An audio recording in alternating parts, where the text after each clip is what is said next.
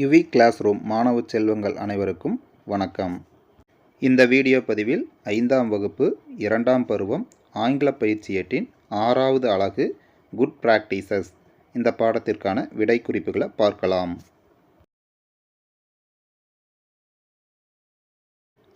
6.1 read the passage and fill in the blanks அப்படின்னு கொடுத்துருக்காங்க.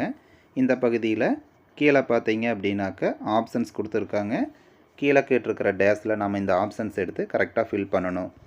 நம்மளுக்கு பார்த்திங்கன்னா படங்கள் குறிப்பாக கொடுத்துருக்காங்க. அந்த படங்களை வச்சே நம்ம அந்த ஆப்ஷன்ஸை கரெக்டாக எடுத்து எழுதிக்கலாம்.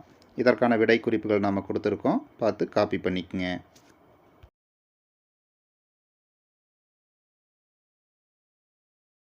அடுத்த பகுதி 6.2 complete the blanks with the correct word அப்படின்னு கொடுத்துருக்காங்க. இந்த பகுதியில் 5 வினாக்கள் கேட்டிருக்காங்க. ஒவ்வொரு வினாவிலையும் அந்த டேஸுக்கு பக்கத்துலேயே ஆப்ஷன்ஸ் கொடுத்துருக்காங்க. அந்த 2 ஆப்ஷன்ஸில் எது சரியான விடையோ அதையும் நாம் தேர்வு செஞ்சு அந்த டேஸில் எழுதணும். இதற்கான விடை குறிப்பை நம்ம கொடுத்துருக்கோம், பார்த்து காப்பி பண்ணிக்கோங்க.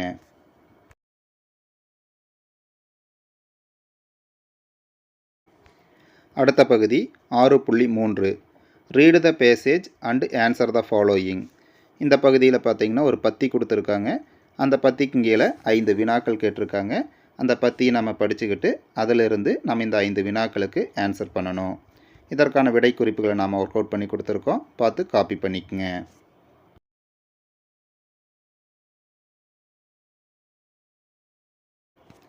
இந்த ஸ்லைடு 6.3 அந்த பகுதியினுடைய தொடர்ச்சி தான். இதற்கான விடையை நாம் ஒர்க் அவுட் பண்ணி கொடுத்துருக்கோம், பார்த்து காப்பி பண்ணிக்கங்க.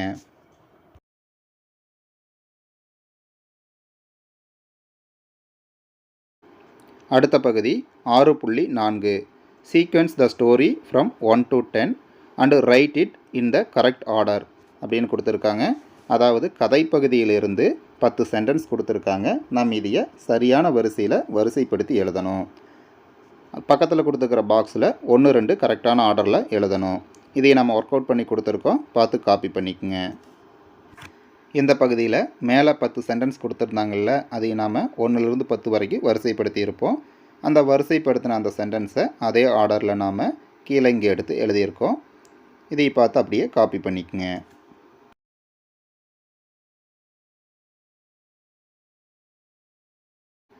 அடுத்த பகுதி 6.5 read the sentences and match them to the picture அப்படின்னு கொடுத்துருக்காங்க.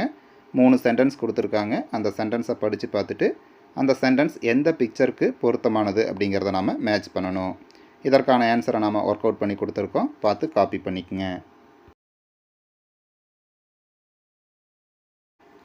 அடுத்த பகுதி 6.6 choose the correct word and complete the sentence அப்படின்னு கொடுத்துருக்காங்க.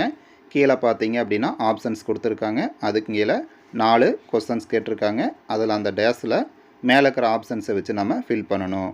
இதற்கான ஆன்சரை நம்ம ஒர்க் அவுட் பண்ணி கொடுத்துருக்கோம், பார்த்து காப்பி பண்ணிக்கங்க.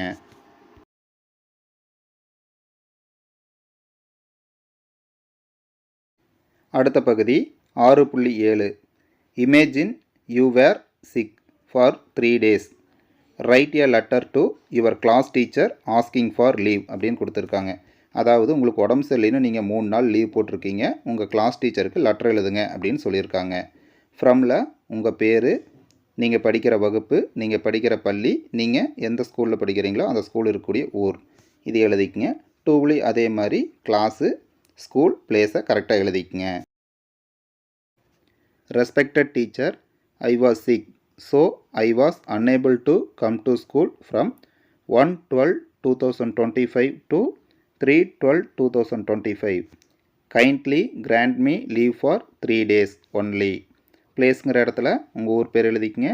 டேட் 1/12/2025 யுவர்ஸ் ஒபீடியன்ட்லி இந்த இடத்துல உங்கள் பேர் எழுதிக்கங்க. அடுத்து 6.8 write a leave letter to your class teacher asking for 3 days of leave. அதாவது 3 நாளைக்கு லீவ் கேட்டு உங்கள் டீச்சருக்கு லீவ் லெட்டர் எழுதுங்க அப்படின்னு கொடுத்துருக்காங்க. நாம் 6.7 பார்த்த மாதிரியே ஃப்ரம் அண்டு டூவை காப்பி பண்ணிக்கங்க.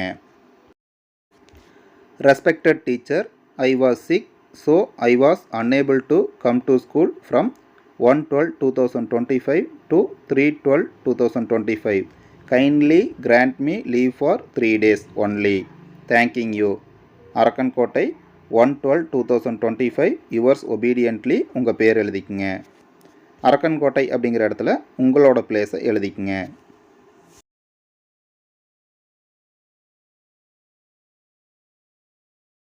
அடுத்த பகுதி 6.9 tick the ones you find in the school admission form and cross the ones you do not find. அதாவது ஸ்கூல் அட்மிஷன் ஃபார்மில் என்னெல்லாம் வருமோ அதுக்கு டிக் பண்ணுங்க அப்படின்னு சொல்லியிருக்காங்க. எதெல்லாம் வராதோ அதுக்கு கிராஸ் மார்க் பண்ணுங்க அப்படின்னு சொல்லியிருக்காங்க. இதற்கான விடையை நம்ம ஒர்க் அவுட் பண்ணி கொடுத்துருக்கோம். பார்த்து காப்பி பண்ணிக்கோங்க. அடுத்த பகுதி 6.10 மேட்ச் த ஃபாலோயிங் அப்படின்னு கொடுத்துருக்காங்க. இந்த பகுதியில் இடது கை பக்கம் கொடுத்துக்கூடியதுக்கு வலது கை பக்கம் ஆன்சர் இருக்குது. சரியான ஆன்சரை நாம் மேட்ச் பண்ணணும். இதற்கான விடை குறிப்பு நாம் ஒர்க் அவுட் பண்ணி கொடுத்துருக்கோம். பார்த்து காப்பி பண்ணிக்கோங்க.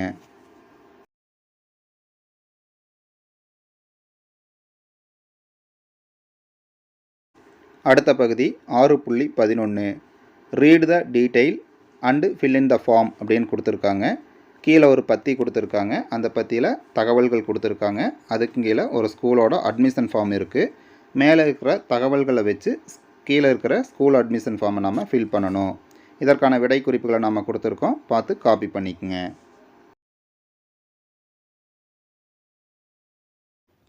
அடுத்த பகுதி 6.12 fill in the application form. You are joining a new school in class 6. fill in the application form for admission in the school அப்படின்னு கொடுத்துருக்காங்க. கீழே ஒரு ஸ்கூலோட அட்மிஷன் ஃபார்ம் கொடுத்துருக்காங்க. நீங்கள் அந்த ஸ்கூலில் ஜாயின் பண்ணுற மாதிரி இந்த ஃபார்மை ஃபில் பண்ணணும். இதற்கான ஆன்சரை நம்ம ஒர்க் அவுட் பண்ணி கொடுத்துருக்கோம். பார்த்து காப்பி பண்ணிக்கோங்க. அடுத்த பகுதி லிசன் அண்ட் ரைட். இந்த பகுதியில் ஆண்ட் அண்டு கிராஸ்கோப்பர் அந்த கதையை கொடுத்துருக்காங்க. இங்கே கொடுத்துருக்கிற டேஸில் நாம் ஃபில் பண்ணணும். இதற்கான விடை குறிப்பு நாம் ஒர்க் அவுட் பண்ணி கொடுத்துருக்கோம். பார்த்து காப்பி பண்ணிக்கோங்க. அடுத்த பகுதி மை ஜேர்னல். இந்த பகுதியில் நம்மளுக்கு பிடிச்ச ஸ்போர்ட்ஸை பற்றி நம்ம ஃபில் பண்ணணும். Today I am going to talk about cricket. It is an outdoor game. There are 11 players in the game. They use bat and ball to play in the game அப்படின்னு நம்ம fill பண்ணியிருக்கோம். நீங்களும் உங்களுக்கு பிடிச்ச ஸ்போர்ட்ஸை எழுதி அதுக்கு தகுந்த மாதிரி இந்த டேஸை ஃபில் பண்ணுறதுக்கு ட்ரை பண்ணுங்கள். இந்த ஸ்லைடும் மை ஜேர்னலோட தொடர்ச்சி தான். இந்த 2 டேஸில் explain any 2 steps of the game அப்படின்னு கொடுத்துருக்காங்க. அதாவது அந்த கேமை பற்றி எக்ஸ்பிளைன் பண்ண சொல்லியிருக்காங்க. It is a gentleman game. 2 teams play to score more runs and win the match அப்படின்னு நம்ம கொடுத்துருக்கோம். அடுத்த டேஸில் Virat Kohli is a popular player in the game அப்படின்னு கொடுத்துருக்கோம்.